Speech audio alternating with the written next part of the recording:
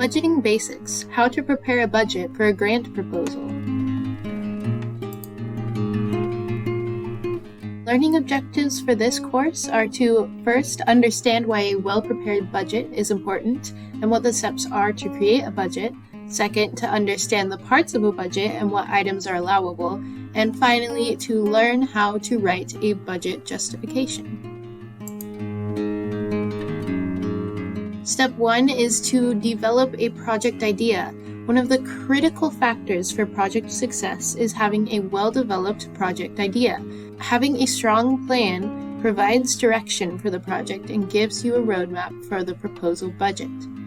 Think through the goals you hope to achieve in the project and what it will take to reach them.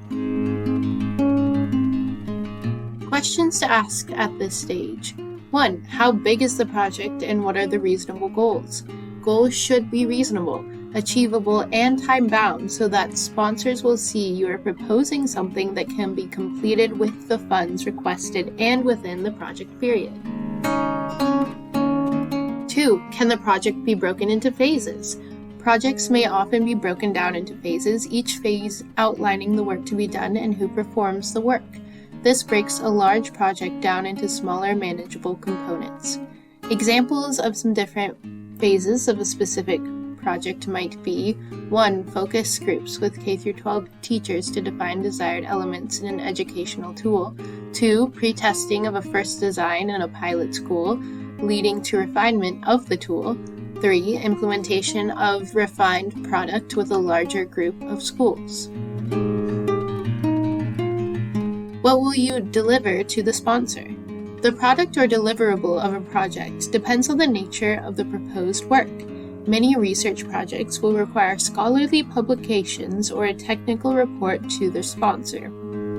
Other projects might produce a tangible product, such as a book, exhibit, or program. You will want to keep in mind the particular costs associated with producing these products. Step 2. Identify a sponsor. There are many sources of information to help you identify likely sponsors for a project. Online sources available to the Smithsonian staff can be found on OSP's website, which include grants.gov, which lists federal grants, Foundation Directory, which includes private, corporate, and family foundations, and Pivot, which is a database we are subscribed to of federal and private sources available through Smithsonian libraries and archives. Step 3. Review the sponsor guidelines. Obtain the sponsor's program announcement or request for proposals document and look for: is there a maximum award amount? Is there a limit on indirect costs? Are certain costs required or excluded? Is cost share required? Step 4. Identify resources needed. At this stage, you should begin to more clearly define your specific costs for the budget. Resources may include time, materials, specific skills, knowledge and experience, equipment, or services provided by outside parties. Who are the people who will perform the tasks you identified, and how much of their effort will be required?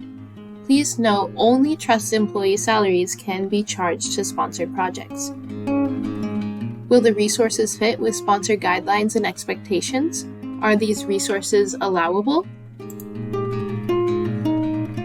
Step 5. Price the resources. Develop cost estimates for each of the needed resources you have identified. You may need to do some research to make these estimates. Hiring staff. Contact your unit's OHR for position descriptions and pay scales. Equipment and supplies. Check vendor resources, consult with your admin staff, and get bids if needed. Travel. Use SI Travel Office to arrange travel. Apply federal per diem rates for all travel. Restrictions. When pricing travel costs, it is important to take into account the Fly America Act. Under the 49 U.S.C. 40118 clause, it is required when using federal funds to use U.S. air carrier services for all air travel and cargo transportation services. Even if a non-US air carrier service or cargo transportation is cheaper, you must still use US services. Step 6. Create a proposal budget. A well-prepared proposal budget helps present your proposal in the best light on an external sponsor by demonstrating project planning. External sponsors will have a clear idea about how the project will be conducted. They will see that you have thought through the project requirements at a detailed level and providing a quick sense of the project structure. A well-prepared budget can detail the phases and steps of the project from beginning to end. A well-prepared proposal budget helps you manage your project by serving as a guide for project expenditures, helping you see if you are on track as the project is being implemented, and ensuring sufficient availability of funds through the project and avoid having remaining excess funds. Are there things I can't budget? Smithsonian policies, Directives 301, 302, 304, and 305 provide information about categories of items which are prohibited by the institution. See also the Use of Funds Handbook. Sponsor Guidelines. Be sure to carefully read the sponsor's guidelines to look for limits on expenses allowed. Some examples of unallowable costs. Fundraising, including salary of investment staff, lobbying, general public relations not specifically identified in the award, entertainment costs unless specifically pre-approved, any costs specifically identified as unallowable by the sponsor's guidelines. Can my budget be leaned down? Many investigators think that the less expensive a project is, the more likely it is to be funded. This is not always the case. A lowball budget could convey to reviewers an incomplete understanding of the project's scope. A minimal request could lead to insufficient funds to complete the project. It could damage our relationship with a sponsor for future projects. Should I inflate my budget? That could cause you to have a surplus of funds at the end of the project period. An excessive unspent balance could also demonstrate a lack of good planning and management to your sponsor. Step 7. Prepare the internal line item budget. If your proposal is awarded, you use the internal budget throughout the life of the award to assist with the project's daily management. The internal budget can be more detailed than the budget that will be provided to the sponsor. The internal line item budget templates are available on the OSB website or from your OSB pre-award contact. Line item budget. In a line item budget, expenses are grouped by type, usually subtotaled. The standard budget categories generally correspond to class codes in the Smithsonian Institution Enterprise Resource Planning SIERP, our institution-wide accounting system. Monthly expenditure reports are readily reconciled against line item budgets. The line item method helps the principal investigator, or PI, and fund manager, FM, track actual expenditures against the proposal plan. Line item budgeting is often required by sponsors who want to see how much of the proposed funding will be spent on salaries, for example, versus non-personnel expenses. Federal government agencies most often require a line item budget. Components of a line item budget. Budgets consist of two main types of costs, direct and indirect. Direct costs are costs that can be assigned to a particular project easily and with a high degree of accuracy, such as salaries and benefits, travel and transportation, supplies and equipment, or contractual services. Some examples of direct cost categories are personnel costs. This includes salaries, which applies to non-federal personnel only. For these, use institutional schedule, not GS rates. Start at step 1 if it's a new hire. Calculate the percent of time spent on the project. For fringe benefits, an amount calculated as a percentage of salary costs This is used to pay for benefits such as Social Security, retirement, and health insurance. Note, if you pay salaries, you must include the associated fringe benefits in your budget. Some more direct costs are travel, which are costs related to the conduct of the project, such as field work, or dissemination of its results, such as at a professional conference. These costs can include airfare, train, hotel, per diem, taxi, rental car, or other expenses incurred on a trip. Federal awards generally require use of U.S. airlines. All travel costs are subject to SI travel policy. Materials and supplies include things such as expendable office, lab, field, or education materials. More direct costs are equipment. This is defined as tangible, non-expendable property having a useful life of more than 1 year and that costs $5,000 or more per unit. For any item over $10,000, you must get 3 bids in order to include a specific equipment vendor in your proposal budget. Items less than $5,000 cannot be classified as equipment, even if they seem to be equipment, such as computer processing units or laptops. Such items are better classified as supplies. More direct costs are consultants or subcontracts. Fees paid to individuals or organizations that provide goods or service to your project.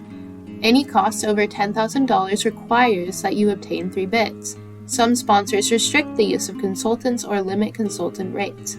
Check the sponsor's guidelines. Travel costs for contractors should be included in their fee. Other direct costs include project-associated postage, shipping costs, printing, communications, etc. On the Smithsonian budget template, subawards fall in this category. Direct costs continued. Subawards. A subaward is an agreement between the Smithsonian and a third-party organization to transfer a portion of the Smithsonian scope of work to that party. A subaward must also be justified in both the technical narrative and the cost proposal sections of the application. Sponsor approval of the proposal normally constitutes approval of the subaward that is included in it. A commitment form must be completed by the proposed subawardee's organization prior to inclusion in the proposal. A formal subaward agreement outlining the fiscal and administrative responsibilities of both the Smithsonian and the contractor is executed by OSP in consultation with the PI after receipt of an award, taking into consideration the terms of the awards as required by the sponsor. Indirect costs. General and administrative costs that cannot be easily allocated to particular projects. These include expenses for services provided by SI Central Administration, such as accounting, legal services, contracting, human resources, or facility management. Private sponsors' contributions. When determining fund allocation for indirect costs, consider the following. 1. If the sponsor has specific written guidelines of the rate they allow for indirect costs, the Smithsonian will accept that rate. If a rate is not specified in writing, you should apply the 10% flat rate. If the sponsor allows for more than 10%, it is at the discretion of the Advancement Office to apply the higher rate. Note that contracts with private sources should include the institution's government indirect cost rates. Government sponsors. Unless the sponsor limits the amount of indirect costs in their guidelines, all proposals to government entities, federal, state, local, and international, should use the government negotiated rates, which change annually. For example, the fiscal year 2021 rates are below. GNC rate 9.69% on all applicable direct costs, GNA rate 6.23% on all applicable direct costs plus the GNC amount. For example, if your total direct cost is $100,000, the GNC rate would equal that amount and the GNA rate would equal that amount. and your total costs would be $116,794. The SI policy regarding sponsored project budgets. Further explanation about how to classify and include direct and indirect costs on sponsored projects are found in SD 304, Cost Recovery on Sponsored Projects. This policy also contains information about indirect cost waivers, when they are allowed and how they are approved. Note: indirect cost rates on government grants change each fiscal year. They may go up or they may go down. If your project crosses fiscal years, you will be subject to new rates and will need to cover the difference. Types of budget breakdowns. Programmatic style. Programmatic breaks down the budget into phases and activities. It provides more of a narrative for the project. However, even if your sponsor requests a programmatic budget, OSP needs a line item budget in order to properly calculate applicable indirect costs, establish spending authority for an award in the accounting system, and be able to generate official financial reports for sponsors. Types of budget breakdowns. Line item style. Rather than tell a story, a line item budget summarizes the entirety of the project. For example, salaries, supplies, and travel expenses. Even if you begin with a programmatic style budget, it will need to be converted to a line item style for internal purposes. A rough comparison of budget types. Please see below to see the differences between a line item budget and a programmatic one.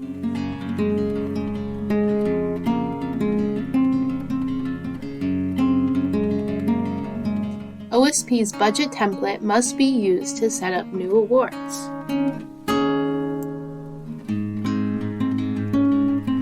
Step 8. Prepare the budget justification. The budget justification, or budget narrative, is a textual explanation for the dollars in the budget. It proves that the budgeted costs are necessary and reasonable. It explains how costs were estimated. Show your work. It is formatted to match the budget for easy reference. For example, it explains how a salary is computed, the percent of effort per person, specifics about travel costs, the number of trips, airfare, per diem, etc., and details of equipment selection. Budget justification tips. Personnel. For each supported person, describe his or her role, responsibilities, and level of effort. See the example below.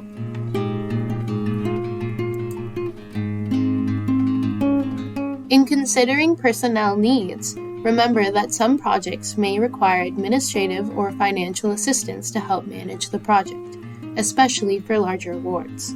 Such costs are often allowable even on federal grants if you can justify the need for the support. Travel. List each trip and support the total by showing calculations for each item of cost. See the example below.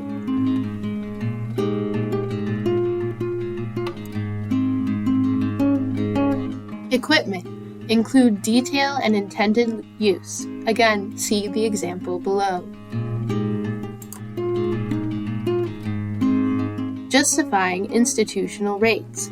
OSP can provide standard language to include in the proposal to help explain or justify our fringe benefits and indirect costs calculations. Subawards. If your project scope of work includes collaboration with another entity and they require funding, we refer to these as subawards. They should be mentioned in the proposal, and OSP later drafts an agreement for SI to pass funding to the entity. Certain documentation is required from the subawardee at the time of the proposal, which OSP helps to collect. Smithsonian as a subawardee. Sometimes the Smithsonian is a collaborating entity on a proposal submitted by another organization. In this case, OSP helps you to complete the organization's required forms and budget information. Step 9. Review your budget. As a part of a check for reasonableness, we recommend having others, colleagues, unit administration staff, review your budget for reasonableness and mathematical accuracy. At a minimum, OSP is required to review the budget submissions for compliance with Smithsonian and sponsor requirements. Cost sharing. Some sponsors require grantees to contribute part of the cost of the project. This is referred to as cost share or in-kind. We must report at the end of the grant on how we spent our own funds on the project. Cost share records have to be maintained by the unit fund manager and are subject to audit. Cost sharing should only be promised when absolutely necessary because of the additional record-keeping burden that is required of Smithsonian staff. There are 3 types of cost sharing: cash, which includes departmental funds, gifts, donations, endowment funds, and grants or contracts received for the same project; in-kind, goods and services; in-kind, which includes salary of staff working on projects, value of volunteer time, materials and supplies, equipment, etc., and third-party, any outside organization's contribution, whether cash or in-kind. Please note, federal dollars appropriated or federal grants or contracts cannot be used as cost share on federal awards.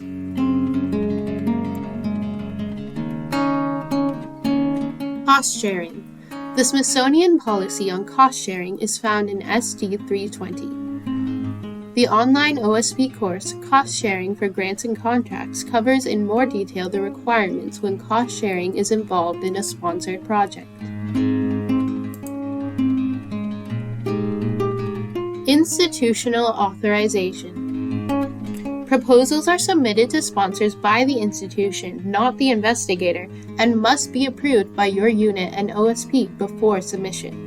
OSP generates a summary proposal brief for routing to obtain unit internal approval and signatures.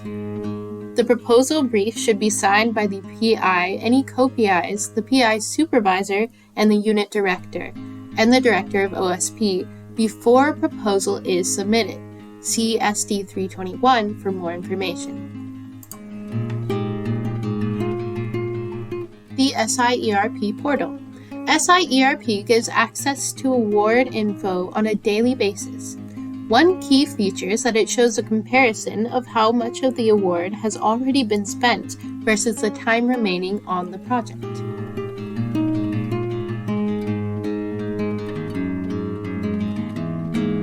In summary, some important points to remember. Your grant budget should be based on real estimates and will be a guide for project spending. Budgets need to adhere to sponsor and institutional guidelines, and OSP is ready and available to assist you in developing your grant budget. See the OSP webpage for budget templates. Thank you. Please contact OSP if you have any further questions.